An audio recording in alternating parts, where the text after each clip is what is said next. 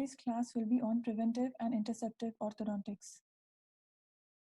Coming to the definition of preventive orthodontics, according to Graeber, it is defined as action taken to preserve the integrity of what appears to be normal at a specific time, which includes early correction of carious lesions, for example, proximal caries, early recognition and elimination of oral habits, using space maintainers in case of early loss of deciduous teeth.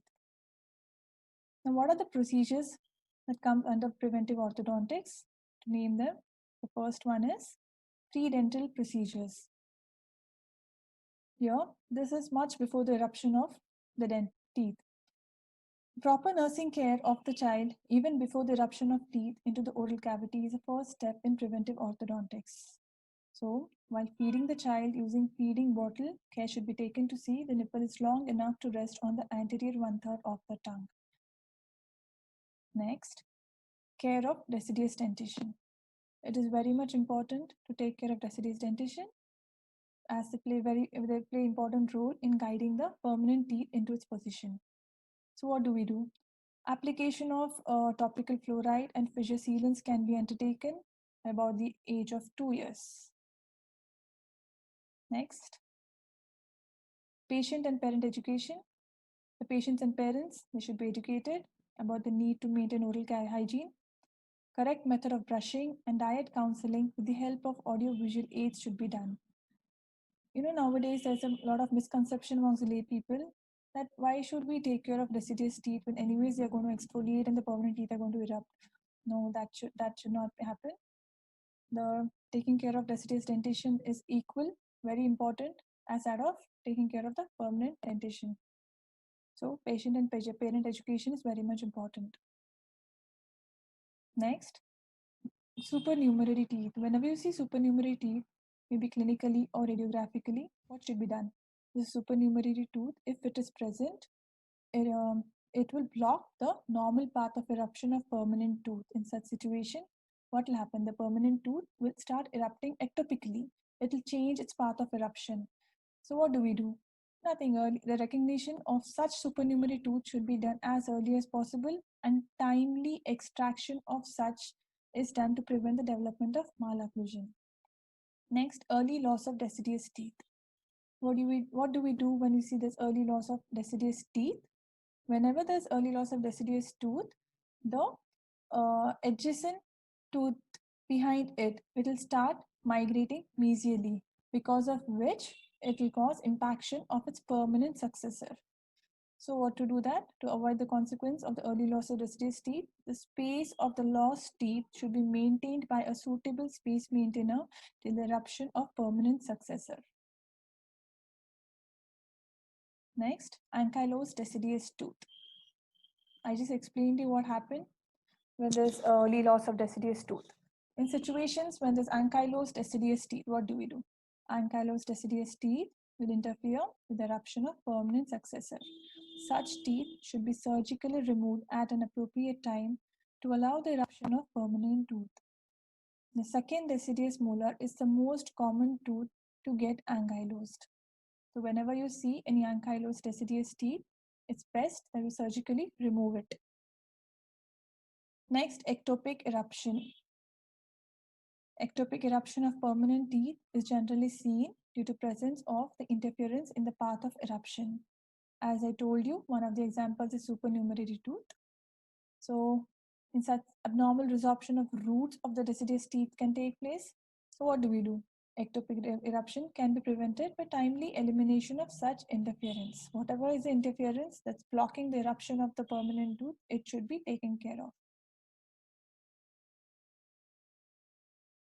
Next is the proximal caries. Teeth with large proximal carious lesion can migrate mesially due to loss of contact points, resulting in the loss of space for the permanent teeth. So to maintain the integrity of the dental arches, carious lesions should be restored. Next is prolonged retention of deciduous tooth. So when there's a prolonged retention of deciduous teeth, it can be because of failure of resorption of the roots of the deciduous teeth, which can lead to altered path of eruption of permanent teeth. So Whenever this prolonged retention of deciduous teeth, the again path of eruption of the permanent tooth also changes. So timely extraction of retained deciduous tooth should be done. Next, labial frenum. The presence of low labial frenal attachment close to the crest of the ridge is a common finding in patients with midline diastema. So whenever there's a low frenal attachment, clinically you get to see midline diastema. So what do we do? Surgically resect the frenum from the crest of alveolar ridge. That's up. Next, grinding of the cusp tips or occlusal equilibration. Whenever the cusp tips it is interfering in the normal occlusion, it will change the path of closure of the mandible. In such situations, what do we do? To get a proper functional occlusion, we need to grind such cusp tips which are preventing the proper occlusion happening. So you need to grind the cusp tips to prevent the mandible from following a deviated path of closure. Next, deeply locked permanent first molar. Occasionally, the deciduous second molars will have a slight distal inclination. In such cases, the erupting first permanent molars may get locked below the height of contour of distal surface of deciduous molar. So as you can see in the radiograph picture here, the distal inclination of second deciduous molar is blocking the eruption of first permanent molars. So what do? We tie a brass wire around the contact point between the first permanent molar and the second deciduous molar, which will help in guiding the molars into the position. Next is tongue tie. The problem that can arise due to tongue tie is alteration in speech. So what do we do to prevent it? Is the tongue tie. When the tongue tie interferes with the development of normal speech, it has to be surgically corrected. Next, oral habits. Abnormal pressure habits such as finger, thumb sucking, abnormal lip and tongue activity should be identified, and the child should be educated about the ill effects of restoring to such habits with the help of audiovisual aids. The preventive measures undertaken at this stage should not only be directed at educating and motivating the child to stop the habit. Coming to the space maintainers, which forms one of the major and important parts of preventive orthodontics. It's an appliance which maintains the mesiodistal width of the lost primary tooth and the lost function to an extent. So what are the indications of space maintainers? To restore the function, to prevent drifting of the adjacent tooth, and to maintain the space, for aesthetics, for psychological reasons, to prevent any periodontal problem from happening, to prevent ectopic eruption of tooth. And there are there's a lot of various classification of space maintainers. One of those is like removable and fixed and semi, with or without bands, functional or non-functional, active or passive, combination of the above. And coming to the examples of few space maintainers, the various designs of space maintainers which I'll be showing you all. First is simple acrylic plate, which is non-functional space maintainer. As you can see in the picture, it's just a simple acrylic plate with a labial bow. Next, RPDs, removable partial dentures, also act as space maintainers, functional space maintainers. Then the Holly's appliances or appliances with the labial bows. Band and loop space maintainers. Band and bar space maintainer. Crown and bar space maintainer. Stainless steel crown space maintainer. Broken stress functional space maintainer. Distal shoe extension. It is said that this is one of the best space maintainers because it will help guide the eruption of the permanent tooth. That's because of the distal shoe that is extended, as you can see in the picture. fixed lingual arch, aesthetic space maintainer, Nance arch holding appliance, transpalatal arch, Gerber space maintainer. This is actually a space regainer too. There are various advantages of removable space maintainer. To name them, some are places less stress on the remaining teeth, functional in the true sense as it replaces the missing teeth, it stimulates the tissues and accelerates the tooth eruption, easier to fabricate, requires less chair-side time, easy to clean, maintains the vertical dimension, facilitates chewing and speech, keeps tongue in bounds, and room can be made for the erupting teeth. There are various disadvantages of removable space maintainer. It can be lost, the patient may not wear it regularly, it can be broken, it can restrict the lateral growth of the jaws. If the clasps are not properly incorporated, it may irritate the soft tissues. Coming to the contraindications for space maintainers, when the mesiodistal width of the underlying permanent tooth is less than the present space, when the tooth is near the crest of the bridge, when the underlying permanent tooth is missing, when the molars are expected to drift forwards. Prevention of Milwaukee brace damage. Milwaukee brace, this also comes under preventive orthodontics because Milwaukee brace is a specially designed orthopedic device used for correction of scoliosis. So what will happen if you use this for a longer time? The pressure effects of Milwaukee brace on the jaws and teeth, they will affect the growth of the jaws, like growth of the mandible, as you can see in the picture. So they can be prevented by properly designing and using the Milwaukee brace, taking care to see that it does not exert excessive force. Then also using intraoral appliances such as splints, activator, positioner to reduce the deleterious effect or pressure. That is it about the interceptive orthodontics. I have explained you all the procedures comes under preventive orthodontics. Now coming to interceptive orthodontics. As I said, the preventive orthodontics are the procedures done to prevent the malocclusion. What is interceptive orthodontics? It is a phase of science and art of orthodontics employed to recognize and eliminate potential irregularities and malpositions in the developing dentofacial complex. Here, the malocclusion is already developing, so you intercept it. So interceptive treatments aim to break a negative developmental path. Now, what are the various procedures under interceptive orthodontics?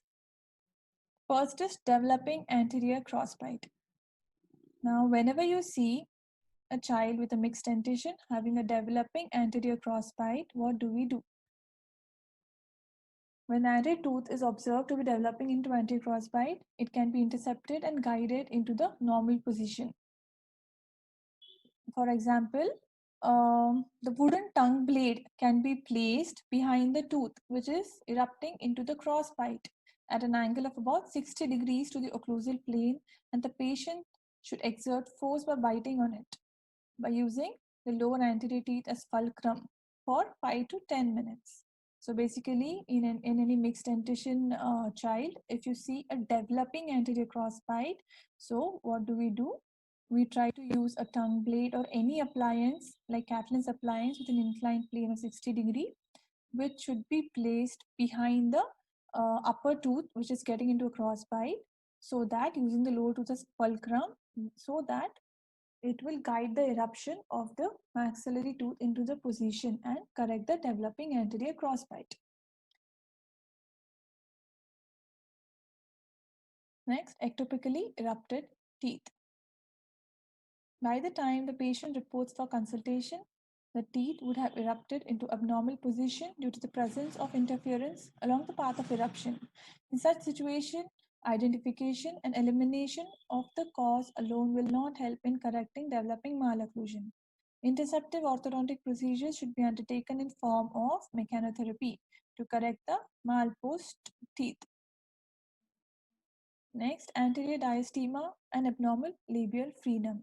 Some of the procedures it can be repeated. It can be done under preventive as well as the interceptive orthodontics. Just the age of the patient should be checked, and the procedure should be done. Here again, if you see anterior diastema due to abnormal labial frenum, you do the orthodontic treatment, and later resection of the abnormal labial frenum should be done. Disking and slicing of the teeth. Slicing and disking of first or second deciduous molars, they occasionally required to allow the permanent teeth to erupt into its normal position. So if you see a child with a malocclusion, maybe having mild to moderate crowding, so what do? We slice or disc the deciduous teeth so that the permanent tooth erupts into its good position.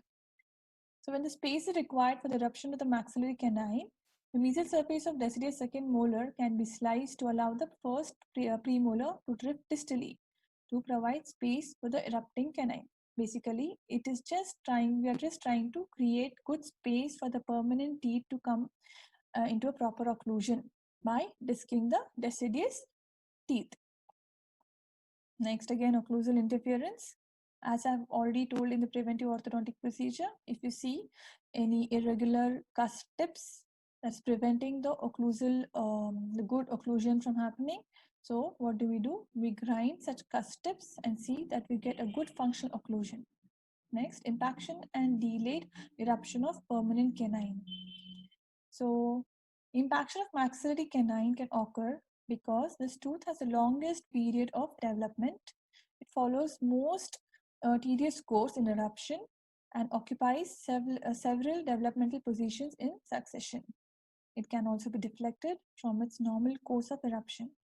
So surgical exposure of such impacted canine and maintenance of pathway are normally the treatment of choice. So whenever you see a tooth, most common is maxillary canine for the reasons that I've explained. If you see the impact of this canine tooth has taken place, so what do? We surgically expose them, and then with the orthodontic treatment, we try to get the tooth into proper occlusion. Next is space regainer. So the slight difference you should try to understand: the space maintainers come under preventive orthodontics, and space regainer where the space is already lost. So here we try to intercept it, and we use a space regainer like Gerber space regainer, which will regain the lost space. Next are the habits. They also come under interceptive orthodontics. Correction of deleterious oral habits such as thumb sucking, tongue thrusting, etc. It should be taken care as a part of interceptive orthodontic procedures. Basically, all the habits come under interceptive orthodontics. You give the habit breaking appliances and try to intercept the habits. Next is serial extractions. This term of serial extraction was coined by Kellgren in 1929 and popularized by Nance, who has been called as father of serial extraction in US. So coming to the definition, it's the correctly timed, planned removal of certain deciduous and permanent teeth in mixed dentition case with dentoalveolar disproportion. Now there are various procedures given by various authors: Nance, Duell, and Tweed. The procedures followed by Nance and Duell are same. Sequence of extraction is C, D, and then 4. And the procedure followed by Tweed is extraction of D, C, and 4. Developing basal dysplasia. Now, what is the basal dysplasias? They're commonly seen in orthodontics. It can be either in an anterior-posterior direction or in vertical direction. Anterior-posteriorly, the maxilla on the mandible can either be prognathic or retrognathic, and in the vertical direction, they can manifest either as deep bite or open bite. The best period to intercept and correct such skeletal malocclusion is the mixed dentition period, because the growth potential of the growth spurts which will take place at this stage can be used to correct the skeletal malocclusions. So basically, whenever you see a skeletal malocclusion in a growing child, it is best treated in the mixed dentition period because the growth potential, the growth spurts are still remaining, and that is when you can actually play with the jaws. You can align them. You can even redirect the growth of the jaw, maxilla, or the mandible, which can be done with orthopedic appliances or functional appliances, the activator, Frankel, headgear, chin cap, reversible headgears, etc. Next is cleft palate. Management of various problems associated with cleft lip and cleft palate cases can be undertaken during the mixed dentition period as a part of interceptive orthodontic procedures. Expansion of skeletal bases to correct the cross bite using basal arch expansion device such as Hyrax or quad helix appliances. Intraorally, supernumerary teeth present, if any, should be extracted and the incisors should be aligned. If the cleft is extending into the region of canine, it will inhibit the eruption of canine. So, bone grafting should be done in such case to guide the canines to erupt into its position. Now coming to the muscle exercises, wherever you see case of hypotonic or hypertonic muscle, the buccinator muscle or the muscles of the button, the buccal muscles. So what do we do? The various exercises, this called as myotherapy. Just show. The various exercises for orbicularis oris and circumoris muscles. Like, for example, upper lip should be stretched over the lower lip in an attempt to correct the chin, touch the chin. Next is pumping hot salt water back and forth behind the lips 4 to 5 times and spill it out. Then lip overlap exercise. Pull the lower lip down over the teeth with the pull the upper lip down over the teeth with lower lip and overlap the lower lip with the upper lip and firmly massage it. Button tug of war, like place 2 flat buttons, they're taken, okay, and thick thread is passed between them. One button is held by the patient and the other by another person. And the button should be held in position by the lip pressure. Hold one button with the lip. Gently, the pressure can be released. Next is button pull exercise. It's similar to tug of war exercise, except instead of 2 buttons, there's only 1 button threaded. And the patient himself or herself pulls the thread. At the same time, holds a button with the lip pressure.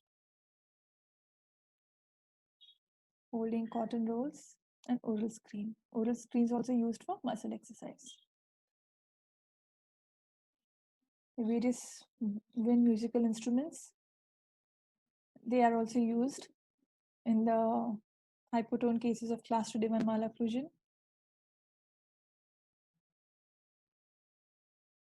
And also in class 3 malocclusions.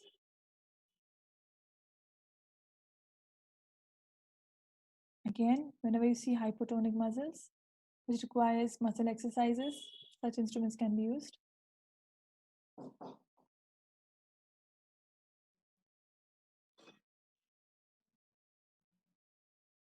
Yeah.